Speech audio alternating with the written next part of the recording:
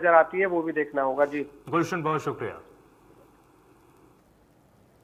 और बढ़ेगा आगे। हरियाणा में सभी प्राइवेट स्कूल बंद। हिसार में हुई प्रिंसिपल की हत्या के विरोध में स्कूल बंद किए गए हैं। प्रिंसिपल को शहीद का दर्जा देने समेत 4 मांगे हैं प्राइवेट स्कूलों के प्रबंधकों का। 10 जुलाई को स्कूल में ही 4 छात्रों ने हत्या कर दी थी।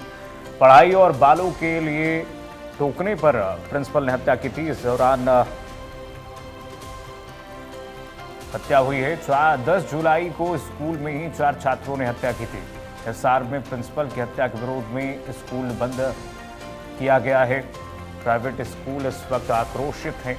हरियाणा में सभी प्राइवेट स्कूल अपने स्कूलों को बंद करने के फैसले को लेकर के इस वक्त खड़े दिख रहे हैं। जिस तरह से प्रिंसिपल को उनकी हत्या की गई थी और उनके बच्चे को भी मारने की धमकी दी गई थी, उसको लेकर भी इस वक्त आक्रोशित स्कूल प्रबंधकों ने स्कूल बंद रखने का फैसला लिया है और स्कूल यूनियन ने इस पर आक्रोश जताते हुए सभी प्राइवेट स्कूलों को बंद रखने के फैसले लिए गए हैं। हरियाणा में सभी प्राइवेट स्कूल इस दौरान बंद है। इस वक्त आक्रोशित प्राइवेट स्कूल के प्रबंधक दिख रहे हैं। प्राइवेट स्कूल लगातार इस वक्त विरोध जता रहा है। मुख्यमंत्री से मिलने का लगातार प्रयास किया जा रहा है। यहाँ पर हरियाणा में प्राइवेट स्कूलों का इस वक्त आक्रोश देखने को मिल रहा है। हमारे 2 सहयोगी जुड़ रहे हैं इस वक्त। करनाल से मुकुल सतीजा जुड़ रहे हैं और रोहतक से दिनेश कौशिक जुड़ रहे हैं इस वक्त। सबसे पहले दिनेश के पास चलेंगे। दिनेश, इस वक्त स्कूल प्रबंधक लगातार आक्रोशित नजर आ रहे हैं। स्कूल बंद करने का फैसला लिया गया है। प्रशासन से कोई बातचीत हुई है?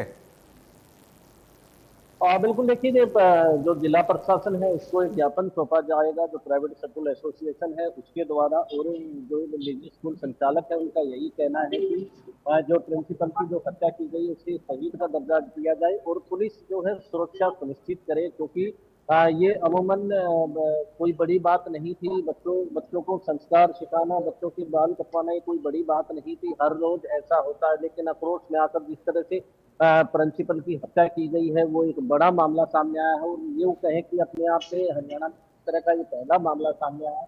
तो उसी को लेकर जो है तमाम जिले के जो प्राइवेट स्कूल है वो बंद रहे हैं। हालांकि सुबह इक्का दुक्का स्कूल जरूर खुले थे, लेकिन जैसे ही खबरें सामने आई तो उन स्कूल संचालकों ने भी अपने स्कूल बंद कर दिए हैं।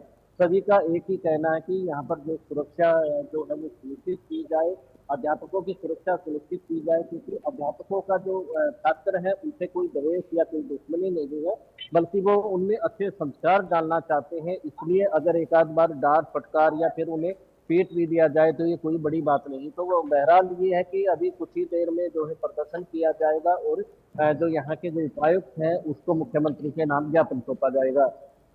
ठीक है, मुकुल के पास चलते हैं। मुकुल हमारे साथ जुड़े हुए हैं करनाल से। मुकुल, क्या सिचुएशन अभी?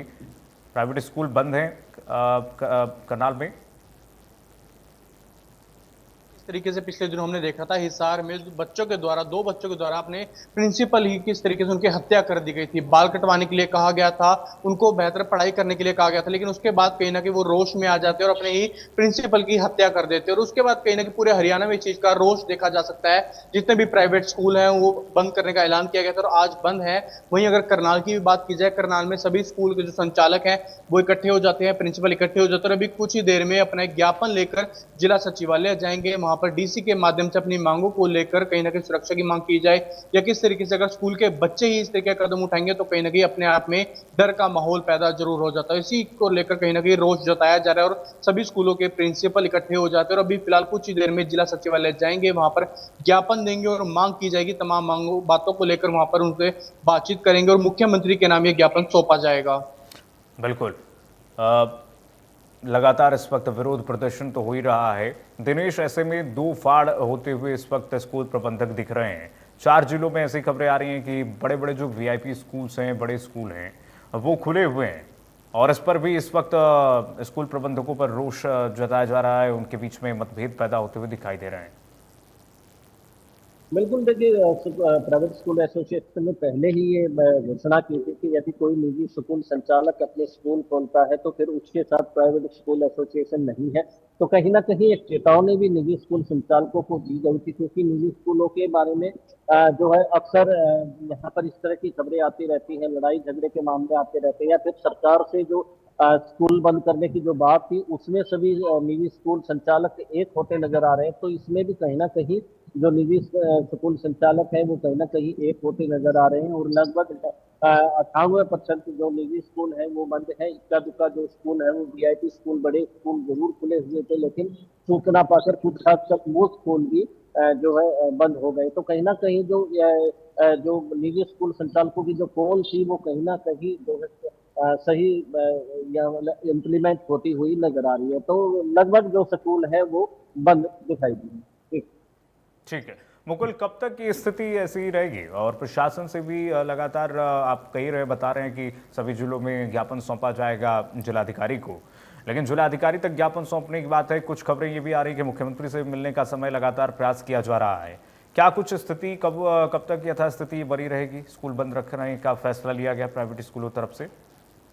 बिल्कुल, देखिए 2 दिन पहले भी एक मीटिंग की जाती है सभी प्राइवेट स्कूलों के संचालकों के द्वारा, प्रिंसिपल के द्वारा, और उसके बाद एक कहीं ना कहीं कुछ मांगों को लेकर अब वहां पर विचार विमर्श किया जाता है और फैसला लिया जाता है कि आज स्कूल सभी जो है प्राइवेट वो बंद रखने का ऐलान किया जाता है। और उसके बाद मांग की जाती है कि मुख्यमंत्री से वह मिलना भी चाहते हैं, क्योंकि अपनी मांगों को लेकर कहीं सुरक्षा की बात की जाए या किस तरीके से जो लगातार इस तरीके स्कूली बच्चे उनको अब डांटने के भी कहीं ना कहीं सोचना पड़ेगा कि उनको कहा जाता है बाल कटवा लीजिए, उस पर भी कहीं ना कहीं ये भारी पड़ जाता है और स्कूली बच्चे इस तरीके कदम उठा लेते हैं। तो कहीं ना कहीं अपने आप में सुरक्षा को लेकर बड़ी बात जरूर है। इसी तमाम बातों को लेकर यहाँ फिलहाल आज ज्ञापन भी सौंपा जाएगा, लेकिन आने वाले समय के लिए मांग की जा रही है कि मुख्यमंत्री से उनकी मुलाकात की जा सके ताकि अपनी बात वो कहीं ना कहीं रख सके। और उसके बाद कहीं ना कहीं आज फिलहाल स्कूल बंद किए गए हैं, लेकिन आने वाले समय में क्या फैसला लिया जाता है जब आप ज्ञापन सौंपेंगे आज, उसके बाद क्या आश्वासन मिलता है वो बहरहाल अभी देखने वाली बात होगी। बिल्कुल।